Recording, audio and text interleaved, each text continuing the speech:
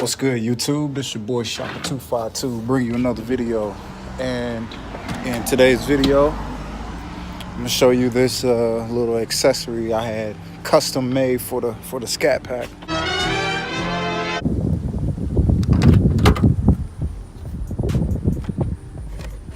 Let's see. Here it is. It's a hood prop that I had custom made. The name of the company is welchschopshop, and I'll put the link in the description below. You can hit them up on their Facebook page, and they actually have a email address and a designated page, welchschopshop.com. They did really good work on it. I'm satisfied with it. It'll help me out at car shows or any car events that I go to. I thought it was pretty cool. But once again, shouts out to Welch's Chop Shop. I think they're based out of Tennessee, so they're not that far away from me. But they did a really good job. It actually turned out better than what I expected.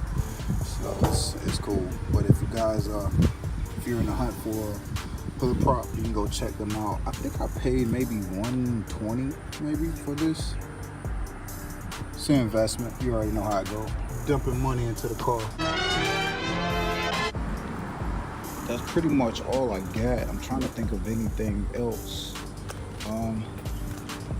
As you know, I got 275, a Turo, AZ850s all the way around. Very, very satisfied with them. I should have upgraded the tires a long time ago, but it's all good though. Oh yeah, I guess you know about those. I did a video painted lip guards. Of course, they probably still show up as white on camera, but they flip between green and blue and purple, all that good stuff. But that's all I got. If you got any, comments or anything, just drop it below. I was supposed to do a flyby video for Mean Bee, but I didn't get a chance to do it. The weather was terrible here, and then it finally, it cleared out, but it's all good.